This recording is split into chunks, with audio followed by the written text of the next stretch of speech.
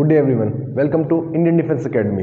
आज मैं आपके सामने NDA that is national defence academy crack करने की कुछ स्ट्रेटेजी बताना चाह रहा हूँ। आप सभी को पता है इसकी नोटिफिकेशन रिलीज हो गई है 22 दिसंबर को एंड लास्ट डेट अप्लाई करने की है 11 जनवरी। अगर जिसने एग्ज़ाम फॉर्म फिल नहीं किया है तो जल्दी से जल्दी इस फॉर्म को फिल कर लीजिए। आपकी रिक्वायरमेंट क्या होनी चाहिए? या तो 12th पास या तो 12th अपेयरिंग। अगर आप इन दोनों में से कुछ भी हो तो आप इस फॉर्म को फिल कर सकते हैं। ध्यान रखिएगा, पहले ये फॉर्म गर्ल्स के लिए नहीं था, बट अब गर्ल्स के लिए भी ये एनडीए का फॉर्म ओपन है, तो गर्ल्स भी इस फॉर्म को फिल कर सकती हैं। गर्ल्स एंड बॉयज़ दोनों के लिए ही ये फॉर्म ओपन है। ध्यान रखिएगा, फॉर्म की कॉस्ट बहुत कम है, ₹100। गर्ल्स के लिए कॉस्ट नहीं है, SC/ST के लिए कॉस्ट नहीं है। क्लियर? तो जल्दी से जाके आप पहले इस फॉर्म को फिल कर लीजिए। अब पोस्टें कितनी है? पोस्ट जो है पिछली बार जितनी ही है 400, इस बार भी 400 पोस्ट है टोटल। अब देखिए, आपके पास जो मोटा मोटा है 3 मंथ्स बचे हैं इस एग्ज़ाम के लिए। क्या आप इन 3 मंथ्स में प्रिपरेशन करके इस एग्ज़ाम को क्वालिफाई कर सकते हैं? तो ध्यान रखिएगा, आंसर इज यस। अगर मान लीजिए आप बोलोगे सर हम साइंस स्टूडेंट नहीं है, हम तो आर्ट्स स्टूडेंट हैं, तो क्या हम इस फॉर्म को भर सकते हैं? तो आंसर होगा यस, बिल्कुल आप भर सकते हैं। क्या आप मेडिकल स्टूडेंट हो, इस एग्ज़ाम को भर सकते हो? बिल्कुल भर सकते हैं। ध्यान रखिएगा, इस एग्ज़ाम को कोई भी भर सकता है, बस क्राइटेरिया क्या होना चाहिए? या तो 12th पास या तो 12th अपेयरिंग। एज ध्यान रखिएगा 16.5 से लेके 19.5 तक आपकी एज है। क्लियर? तो जो फॉर्म भरने का है वो है 2 जनवरी 2004 से लेके 1 जनवरी 2007 तक, जो भी आ रहा है इसके बीच। 2 जनवरी 2004 से लेके 1 जनवरी 2007 तक अगर कोई भी बच्चा आ रहा है इसके बीच, तो वो इस फॉर्म को भर सकता है। करना क्या है देखिए, आपको सबसे पहले तो जाके फॉर्म भरना है। देखिए, सबका तरीका अलग अलग होगा इस एग्ज़ाम को क्वालिफाई करने का। ध्यान रखिएगा, टोटल नंबर ऑफ मार्क्स जो है वो 900 है। मैं SSB की बात नहीं करूँगा, पहले आप रिटर्न देखिए। जिसका रिटर्न एग्जाम होएगा क्लियर, वही आगे SSB की तैयारी करेगा। अब बच्चे करते क्या है कि सर हमें रिटर्न भी करना है, साथ में SSB भी करनी है। होता कुछ नहीं है, SSB तो सिर्फ बात की बात है। पहले आप रिटर्न एग्जाम क्वालिफाई करने की कोशिश कीजिए। कैसे ये एग्जाम क्वालिफाई हो सकता है? आपको एक स्ट्रैटेजी बना के चलनी पड़ेगी। ध्यान रखिएगा, लाखों बच्चे इस फॉर्म को भरते हैं हर साल। लाखों में से ध्यान रखिएगा आपको कंपटीशन कितना है। अगर मैं आपको कंपटीशन की बात बोलूँ, आपको लगता होगा कि सर 10 लाख बच्चे फॉर्म भर रहे हैं, 8 लाख बच्चे फॉर्म भर रहे हैं, पोस्ट सिर्फ 400 है। क्या आपको लगता है कि वो 8 लाख बच्चे, 10 लाख बच्चे सीरियस एस्पिरेंट्स हैं? नहीं होते। आप अगर एग्ज़ाम देने जाएंगे, आपको ये दिखेगा वहाँ जाके कि काफ़ी बच्चे तो ऐसे हैं जिन्होंने कभी प्रिपरेशन करी ही नहीं है। ध्यान रखिएगा, अगर आप इस एग्ज़ाम की प्रिपरेशन कर रहे हैं, आपके पास ज़रूर एक अपर हैंड होगा। और बहुत बच्चे ऐसे भी होते हैं जो बिना कोचिंग लिए इस एग्ज़ाम को क्वालिफाई करते हैं। देखिए, टफ नहीं है। आपको सिर्फ क्या करनी है? आपको सिर्फ एक स्ट्रैटेजी बना के चलनी है। देखिए, पेपर का अगर पैटर्न बोलूँ, सबसे पहले आपको देखना है कि सिलेबस क्या है। तो जैसे ही आप सिलेबस देखोगे, आपको 3 चीज़ दिखेगी। GS it is general studies. Clear? साथ में आपको दिखेगी इंग्लिश एंड साथ में आपको दिखेगी मैथ्स। तो सबसे पहले आपको एक स्ट्रैटेजी बनानी है कि पेपर में कैसे क्वालिफाई कर सकता हूँ। अब मान लीजिए कोई साइंस स्टूडेंट है, उसकी स्ट्रैटेजी डिफरेंट हो सकती है। कोई आर्ट्स स्टूडेंट है, उसकी स्ट्रैटेजी डिफरेंट हो सकती है। कोई 12th अपेयरिंग है, उसकी स्ट्रैटेजी डिफरेंट हो सकती है। और जिसने 12th पास कर लिया है, उसकी स्ट्रैटेजी डिफरेंट हो सकती है। ध्यान रखिएगा, स्ट्रैटेजी आप अपने अकॉर्डिंग बनाएंगे। क्लियर? अब मान लीजिए मैं आपको यहाँ पे सिर्फ गाइड कर सकता हूँ कि कैसे आप इस एग्ज़ाम को निकाल सकते हैं। ठीक है, एग्ज़ाम निकालना आपको है, पढ़ना आपको है। क्लियर? चलिए, अब ये देखिए, सबसे पहली बात, कैसे आप इस एग्ज़ाम को क्वालिफाई कर सकते हैं। आपके पास 3 मंथ्स है। 3 मंथ्स में ध्यान रखिएगा, अगर कोई 12th का स्टूडेंट है, वो साथ में बोर्ड की तैयारी भी कर रहा है। ठीक है, वो बोर्ड की तैयारी कर रहा है, अब उसको बोर्ड के साथ साथ इस एग्ज़ाम की तैयारी भी करनी है। क्लियर? कोई बच्चा ऐसा हो सकता है जो 12th पास है, उसको सिर्फ इसी एग्ज़ाम की तैयारी करनी है। ठीक है, देखिए दोनों के लिए कंडीशन डिफरेंट है। और अगर आप 12th पास है तो ज़रूर आपके पास ये लास्ट अटेम्प्ट होगा। ठीक है, या तो लास्ट होगा या सेकंड लास्ट होगा। बट जो 12th अपेयरिंग है, उसका ये पहला अटेम्प्ट हो सकता है। ठीक है, चलिए देखिए, अब मान लीजिए मैंने आपको क्या बोला कि 10 लाख बच्चे फॉर्म भर रहे हैं। ध्यान रखिएगा, 10 लाख में से 9 लाख तो ऐसे होंगे ना जिसको एनडीए का पता भी नहीं होगा कि होता क्या है ये एग्ज़ाम, क्या क्या चीज़ें इसमें आ रही हैं। आपको सबसे पहले तो उन 10 लाख में से 1 लाख में आना है। 9 लाख आपको साइड हो गए, तो कंपटीशन 1 लाख बच्चों को पता होगा कि एक्चुअल में एग्ज़ाम है क्या जिसने फॉर्म भरा है। देखिए, भरा 10 लाख ने है, पर बच कितने गए? सिर्फ 1 लाख। इस 1 लाख में से ध्यान रखिएगा 50,000 ऐसे होंगे जो इस एग्जाम की तैयारी कर रहे होंगे, 50,000 नहीं करेंगे, ठीक है। 50,000 बच्चे ऐसे होंगे जो इस एग्जाम की तैयारी कर रहे होंगे। देखिए आपका कंपटीशन 10 लाख से सीधा 50,000 में पहुंच गया। सबसे पहले तो आपको इस 50,000 में आना है, और इसमें से मान लीजिए सीरियस कितने होंगे, ध्यान रखिएगा 50%, तो 25,000 आपके क्या होंगे, सीरियस होंगे, बस सीरियस इतने ही होंगे, ठीक है। आपको सीरियस कैंडिडेट बनना है और फिर आपका इसमें कंपटीशन है, क्लियर। आपको ये चीज़ ध्यान रखनी है। अगर मैं एग्जाम की बात करूं तो it is just qualifying exam, ऐसा नहीं कि आप टॉपर हैं, ठीक है। टॉपर बच्चे फिर भी ऐसे बाहर हो जाते हैं, पता नहीं कैसे। यहाँ पे देखिए अगर मैं बात करूँ इस एग्ज़ाम की तो 900 नंबर का एग्ज़ाम है, और जो आज तक की हाईएस्ट मेरिट गई है वो गई है 900 में से 354, और अगर 354 नंबर की बता रहा हूँ आपको मैं, एंड इट इज़ जस्ट 39.9%। ये आज तक की हाईएस्ट मेरिट है। लोएस्ट की बात करूँ तो 288 286 भी गई है। तो देखिए जो मेरिट वेरी करेगी वो अप्रॉक्सीमेटली 35 to 40% वेरी करेगी। अगर पेपर इजी आया तो 40%, हार्ड आया तो 35%, दैट्स इट। इससे ऊपर नीचे मेरिट नहीं रहेगी, यही आपकी मेरिट रहेगी, ठीक है। तो खुद सोचिए 100 में से किसी एग्जाम में 40 नंबर लाना क्या आपके लिए बड़ी बात है? आप खुद सोचिए कि आपके 12th बोर्ड है, फिजिक्स है, केमिस्ट्री है, मैथ्स आप पढ़ रहे हैं, आपके क्या 100 में से 40 नंबर आने में खुश हो जाओगे? आप नहीं होगे, आप सोचोगे मैं 90 अबव आए। बट ये एग्जाम ऐसा है कि आप 100 में से 40 नंबर ले आए तो आप खुश हो जाओगे, क्योंकि आपका एग्जाम निकल जाएगा, क्लियर। अगर मैं बात करूं नंबर्स की तो ध्यान रखिएगा जीएस आपकी आएगी 400 नंबर की, इंग्लिश आपकी आएगी 200 नंबर की, और मैथ्स आएगी आपकी 300 नंबर की, टोटल नंबर 900, ठीक है। अब ध्यान रखिएगा 25% मार्क्स आपको मिनिमम चाहिए किसी भी एग्जाम को क्वालिफाई करने के लिए। जीएस में मिनिमम 25% मतलब क्या होगा, 100 नंबर आपको यहाँ कम से कम लाने ही पड़ेंगे, मिनिमम मार्क्स।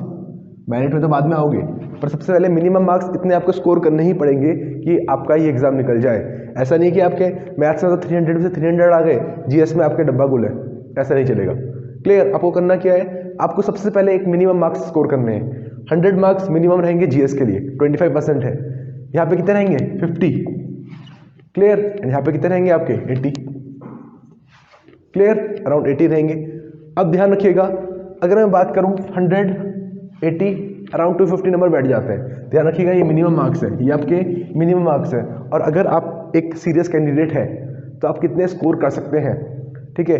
ध्यान रखिएगा जीएस की अगर बात करूं तो इसमें 50% तो रहेगा जनरल साइंस का, जिसमें फिजिक्स केमिस्ट्री बायो आती है, एंड 50% रहेगा हिस्ट्री ज्योग्राफी पॉलिटी का।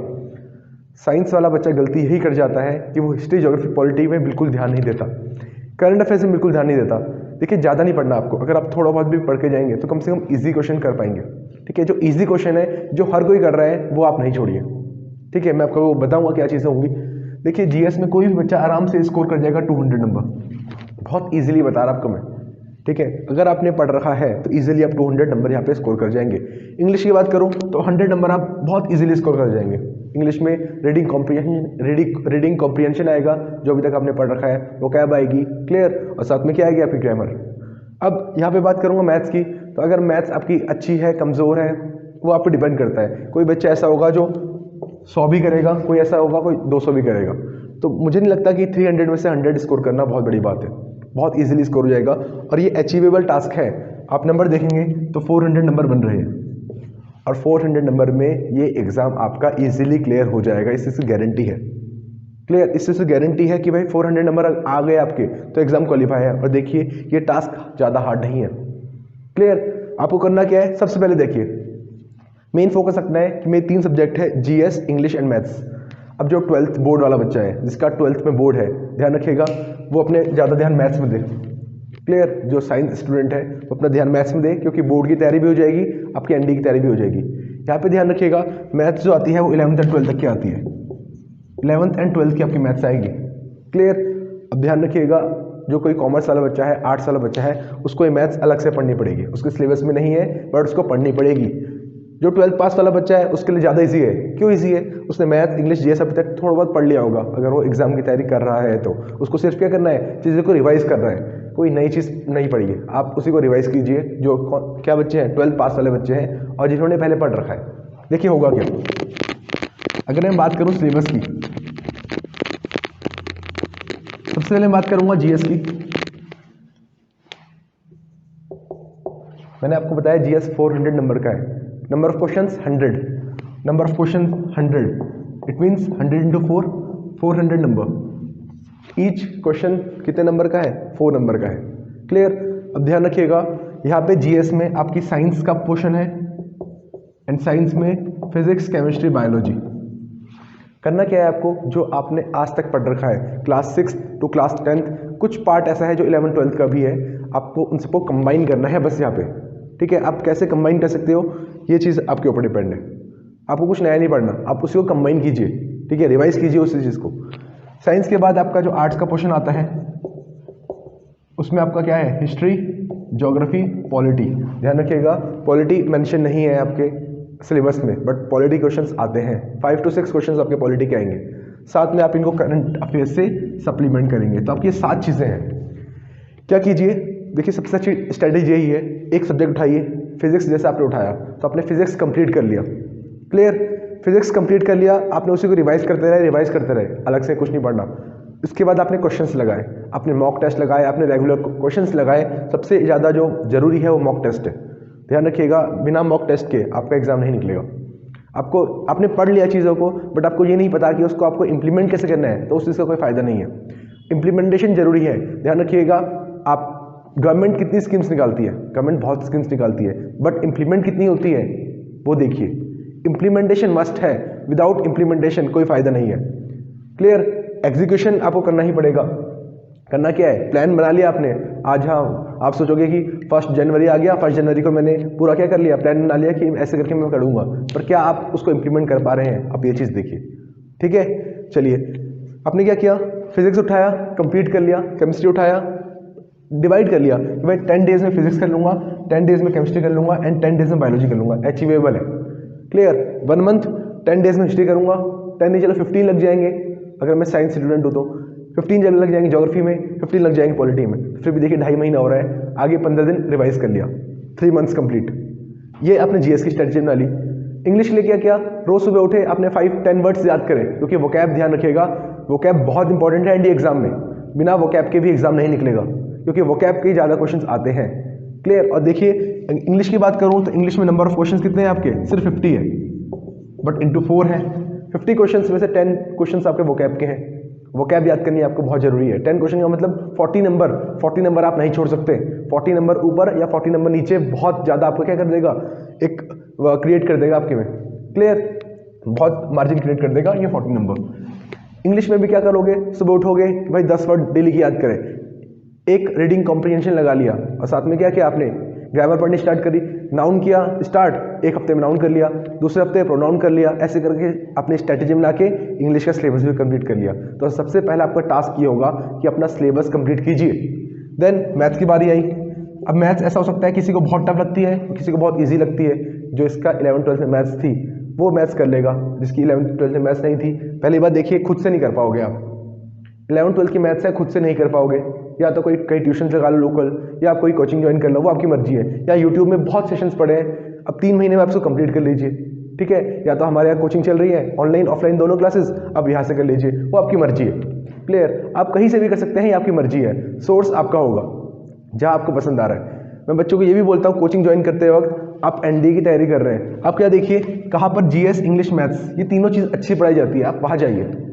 क्लियर? बच्चे क्या करते हैं कि सर ग्राउंड है, स्विमिंग पूल है, हॉर्स राइडिंग है, आपको एग्जाम क्वालिफाई नहीं होगा तो उसका कोई फायदा नहीं है। फिर आप ये देखिए कि कहाँ पे जीएस, इंग्लिश और मैथ्स अच्छी पढ़ाई जा रही है। ठीक है? एजुकेशन आपके लिए मैटर करना चाहिए। अब कोई कोचिंग से बहुत सिलेक्शंस है और कोई कोचिंग है बिल्कुल सिलेक्शन नहीं है। क्लियर? बच्चे बहुत ज़्यादा, सिलेक्शन नहीं है, फायदा क्या। और ध्यान रखिएगा कोचिंग में भी ऐसा होता है कि टीचर्स बदलते रहते हैं। कोई कोचिंग अच्छी है या नहीं है वो उनके टीचर्स पर डिपेंड करेगा, ना कि इंफ्रास्ट्रक्चर पे, ना कि वहाँ पे अचीवमेंट पे। क्लियर?